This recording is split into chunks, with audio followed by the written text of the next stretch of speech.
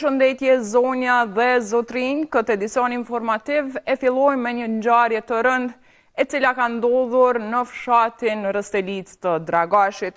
Dyshohet se një person i moshës 30 vjeçare se e ka vrarë nënën e tij. Rastin e ka konfirmuar për të shtat Shaqir Bytyqi, zëdhënës i policisë për rajonin e Prizrenit. Ai tha se i dyshuari është arrestuar. Është njoftuar për një rast të vdekjes së dyshim në fshatin në Rëstelic, komuna e Dragashit.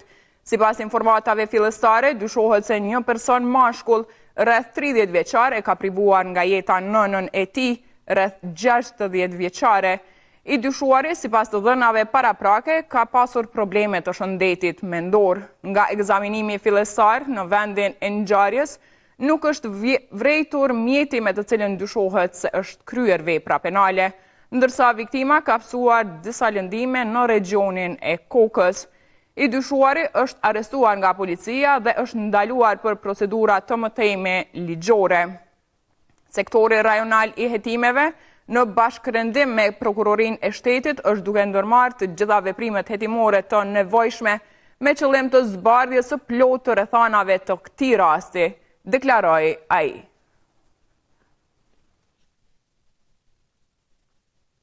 E prokuroria themelore në Prizren, përmes një komunikate për media, ka thënë se djali me inicialet F.B e ka vrarë nënën e tij T.B, duke ushtruar dhunë fizike në shtëpinë e tyre në Rëstelic. Pas pranimit të informatës në orët e hershme të mëngjesit në vendin e ngjarjes, ka dalë prokuroria kujdestare nga Departamenti për Krime të Rënda, së bashku me njësitë të relevante të policisë së Kosovës, Krim Teknikën dhe zyrtarët e Institutit të Mjekësisë Ligjore, me qëllim të zhvillimit dhe përfundimit të procedurave hetimore në vendin e ngjarjes. Me urdhër të prokurorit, viktima është dërguar për obduksion në IML, ka njoftuar policia. Siç ka njoftuar prokuroria, i dyshuari ka pasur çrregullime mendore dhe ka qenë i përfshirë në 3 raste penale të dhunës në familje, të trajtuara nga prokuroria e Prizrenit. Një rast është trajtuar gjatë vitit 2024, ndërsa 2 raste gjatë vitit 2021. Për këto raste, prokuroria ka ndërmarrë veprimet ligjore për katse, kanë ngritur aktakuza dhe për të njëjtat raste janë nxjerrë aktgjykime dënuese. Prokuroria themelore në Prizren është duke ndërmarrë të gjitha veprimet e nevojshme hetimore për zbardhjen e plotë të rrethanave dhe shkakut të vdekjes, ka njoftuar prokuroria në Prizren. Kurse një grua rreth moshës 53 vjeçare ka vdekur si pasojë e zjarrit që ka kapluar një shtëpi në fshatin Goreq të Malishevës. Zëdhënësi i policisë për rajonin e Gjakovës, Lumne Graishta, ka thënë për të shtatë se viktima ka qenë e palëvezshme. Ai ka shtuar se 53 vjeçarja ka jetuar vetëm me baban, i cili nuk ka arritur ta largojë nga shtëpia. Një shtëpi në fshatin Goreq të Malishevës është përfshirë nga flakët ku për pasojë ka mbetur pa shenja jete një grua rreth moshës 53 vjeçare, e cila ka qenë duke jetuar vetëm me baban dhe ka qenë e palëvezshme. Ende nuk dihen rrethanat e zjarrit dhe policia është duke u marrë me rastin, ka thënë Graishta. Ndërkaq sot janë bërë 2 dekada nga vdekja e ish presidentit të Kosovës, Ibrahim Rugova, i cili vdeq më 21 janar 2006, ku u varros me nderime të larta shtetërore dhe ushtarake. Ai la pas një karrierë akademike e politike të jashtëzakonshme. Në vitin 1996, ai u zgjodh antar korrespondent i Akademisë së Arteve dhe Shkencave të Kosovës. Për afro 2 dekada, Rugova veprimtarinë shkencore e zhvilloi në Institutin Albanologjik si hulumtues i letërsisë. Më 1988, ai u zgjodh kryetari i shoqatës së shkrimtarëve të Kosovës. Si intelektual menam që jepte zë kësaj lëvizje intelektuale e politike, Rugova u zgjodh më 23 dhjetor 1989 nga themelimi, kryetar i Lidhjes Demokratike të Kosovës, partisë së parë politike në Kosovë që sfidoi drejt për drejt regjimin komunist në fuqi. LDK në udhëheqjen e tij u bë shpejt forca politike prise që mblodhi shumicën e popullit rreth vetës. Dr. Ibrahim Rugova u zgjodh president i Republikës së Kosovës për herë të parë në vitin 1992. Ai u rizgjodh në këtë post në zgjedhjet e mbajtura në mars të vitit 1998. Në udhëheqjen e tij, LDK-ja fitoi shumicën e votave në zgjedhjet e para lokale të sponsorizuara ndërkombëtarisht në Kosovën e pas luftës në tetor të vitit 2000, si dhe zgjedhjet e para nacionale në vitin 2001 dhe në zgjedhjet e dyta lokale të vitit 2002. LDK fitoi edhe zgjedhjet nacionale më 2004. Dr. Ibrahim Rugova u zgjodh president i Kosovës në mars 2002 dhe u rizgjodh më 2004.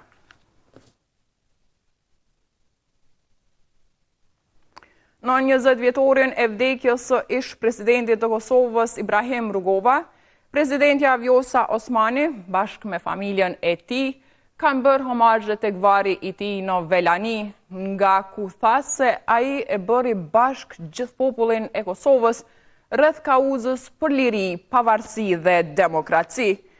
Edhe kryetari i LDK-s, Lumer Abdigjiku, ka vendosur kurora lulesh tek varri i Rugovës për ta nderuar në përvjetorin e 20 të vdekjes së tij. Nga aty, Abdigjiku tha se Ibrahim Rugova mbetët shqiptari më i madh i të gjitha kohrave. Ndërsa kryetari i Aleancës për Ardhmërinë e Kosovës, Ramosh Haradinaj, ka thënë se në këtë përvjetor të ndarjes nga jeta, Rugovën e kujton me mirënjohje të përhershme. Homazhe ka bërë edhe kryeparlamentari Dimal Basha me bashkëpunëtor. Ndjekim tani disa pjesë të deklarimeve që krerët e politikës i thanë për figurën e Dr. Ibrahim Rugovës gjatë homazheve. Atëherë sot në 20 vjetorin e largimit të atit themeltar të Republikës Kosovës, vendit tonë, shtetit tonë, nderojmë Ibrahim Rugovën, njeriu i cili jo vetëm që realizoi një ëndër historike të popullit të Kosovës për liri, për pavarësi dhe demokraci, por krijoi një projekt madhor më të madh ndër shqiptarëve të Kosovës. Në këtë 20 vjetor, Rugovën jo vetëm se nderojmë, por e kujtojmë dhe në kujtimet e tija dhe ëndrrën e tij punojmë vazhdimisht që vendit tonë, Kosovës tonë, t'i japim të ardhmen e merituar, një të ardhme e lirë, me një shtet fuqishëm në familjen euroatlantike. Ibrahim Rugova mbetet shqiptari më i madh i gjitha kohërave dhe si i tillë na obligon dhe sot sillemi me dinitet, me maturi dhe me përkushtim të madh para Deun tonë. Lavdi jetës dhe veprës së Ibrahim Rugovës dhe idesë së tij. Një merit i jashtëzakonshme gjithashtu i takon presidentit Rugova për ndërkombëtarizimin e çështjes shqiptare. Marr parasysh se asë kohë pak kush dinte ku ndodhej Kosova dhe për problemet që ballafaqoheshim dhe ai arriti që të deportoj në qendra kryesore botërore duke ndërkombëtarizu çështjen shqiptare, në anën tjetër gjithashtu duke shpërfaqur terrorin dhe dhunën e Serbisë ndaj një populli të pafajshëm shqiptar që po ushtrohej atëherë.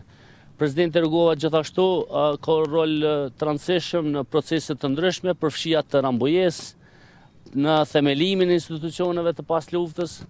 Prandaj presidenti Rugova mbetet një ndër figurat më të rëndësishme të historisë moderne të politikës dhe vendit tonë, i cili dha një kontribut të jashtëzakonshëm për lirinë dhe pavarësinë që gëzojmë ne sot. Sot është 20 vjetori i shkuarjes në Amshim të atit themeltar të Republikës së Kosovës, arkitektit të pavarësisë, njeriut që i dha gjithçka Republikës sonë dhe ndërtoi vizionin për të ecur përpara edhe brezat që do të vinë pas nesh. Presidenti Rugova e bëri bashk gjithë popullin e Kosovës rreth kauzës për liri, pavarësi dhe demokraci, kauzë kjo që është akoma e gjallë dhe është jetësuar për shkak të sakrificës së madhe të popullit tonë, luftës tonë çlirimtare dhe ndërtimit të aleancave me aleatët tonë strategjik brenda familjes euroatlantike, aleanca këto që i ndërtoi presidenti Rugova me një vizion të pashoq. Presidentja Osmani ka komentuar këtë ftesë edhe para medjave, duke quajtur historike. Ndjekim një sekuencë nga deklarimi i saj. Ky është një zhvillim, do të thoja, i një rëndësie historike për Republikën e Kosovës. Në radhë të parë, për shkak se kjo është një organizatë ndërkombëtare, pra është antarësim i Republikës së Kosovës në një organizatë ndërkombëtare dhe atë si një ndër anëtarët themeluese të kësaj organizate.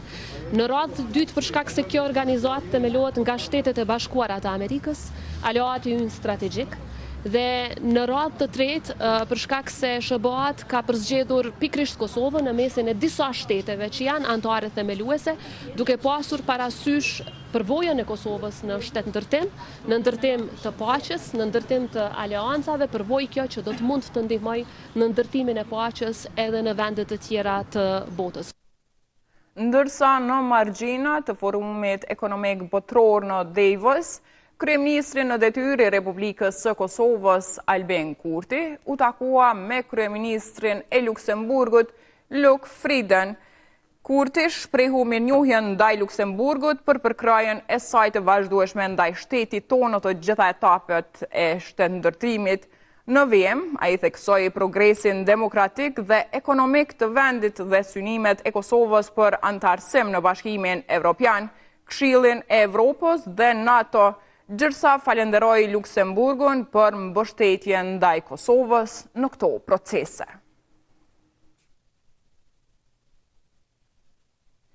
Vijoj me informacione të tjera, me moton drejtësi jo politik, do të protestohet më 17 shkurt në ora 14 në sheshin Skënderbeu në Prishtinë, që qëllim ka vetëm mbrojtjen e çlirimtarëve të cilët po mbahen në Hag. Protesta do të organizohet nga platforma Liria ka emër, e cila gjatë një konference për media, Eliza Hoxha, Ismail Tasholli dhe Arnor Zojani Halili theksuan se data 17 shkurt nuk është zgjedhur rastësisht, por se ajo përkon me ditën e pavarësisë së Kosovës dhe me momentin historik të shpalljes së saj, duke bërë këtë protest një akt simbolik dhe qytetar në mbrojtje të parimit të drejtësisë. Ata u kanë bërë thirrje të gjithëve, përfshirë edhe partive politike, duke shpresuar që protesta do të jetë masive. Platforma Liria ka emër vlerëson se procesi gjyqësor në Hag, i cili ka hyrë në fazën përmbyllëse pas më shumë se 5 vitësh, ka krijuar shqetësime serioze në opinionin publik. Zvaritja e procedurave, kompleksiteti i tyre, informacionet kontradiktore, si dhe perceptimin ndikimit politik, kanë cënuar besimin qytetar se drejtësia po trajtohet si një proces thjesht juridik.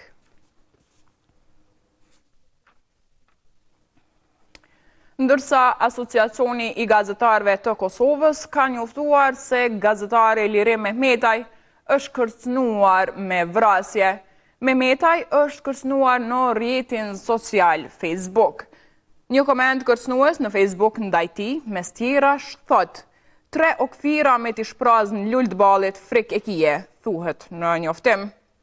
AGK-ja e ka dënuar ashpër këtë gjuhë dhe i ka bërë thirrje policisë së Kosovës dhe prokurorisë që të ndërmarrin masa urgjente për identifikimin dhe lokalizimin e personit në fjalë dhe ta mbajë përgjegjës për veprën penale të kajnosjes.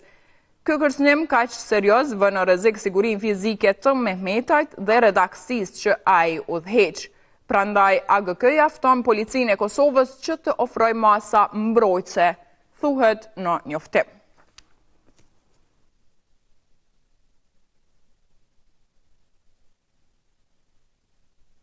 Të nderuar shikues, ishin këto të gjitha informacionet për këtë edicion. Ju vazhdoni të qëndroni me programet e televizionit të shtatë. Mirëmbëjtje.